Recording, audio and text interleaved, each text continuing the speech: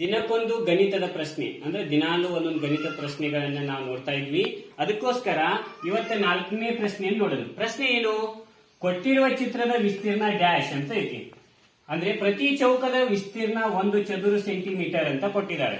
Option ಏನ? A 16 ಚದುರ centimetre, B 15 ಚದುರ ಸೆಂಟಿಮೀಟರ್, ಸಿ 14 ಚದುರ ಸೆಂಟಿಮೀಟರ್, ಡಿ 17 ಚದುರ ಸೆಂಟಿಮೀಟರ್.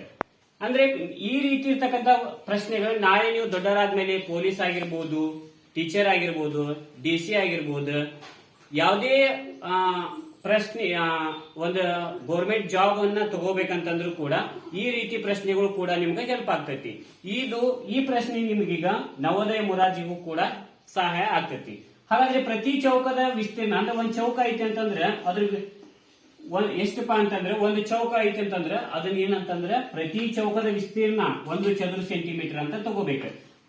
ಹಾಗಾದ್ರೆ ಇಲ್ಲಿ ಒಟ್ಟು ಎಷ್ಟು ಚೌಕಗಳದಾವು ಅಂತ ನೋಡ್ಕೊಂತ ಹೋದ್ರೆ ನೋಡ್ರಿ, 1 2 3 4 5 6 7 8 9 10 11 12 13 14 ಒಟ್ಟು 14 ಚೌಕಗಳದಾವು.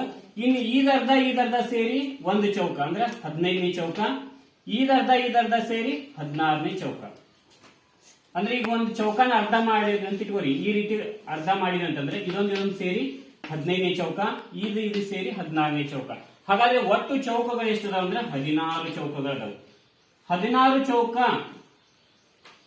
16 ಇಂಟು ಎಷ್ಟು ಅಂತ ಕೊಟ್ಟಾಗ ಒಂದು ಚೌಕ = 1 ಚದುರ ಸೆಂಟಿಮೀಟರ್. 1 ಚದುರ ಸೆಂಟಿಮೀಟರ್ ಅಂದ್ರೆ = 16 ಗುಂಡ್ಲೆ 1 ಅಂದ್ರೆ 16 ಚದುರ ಸೆಂಟಿಮೀಟರ್.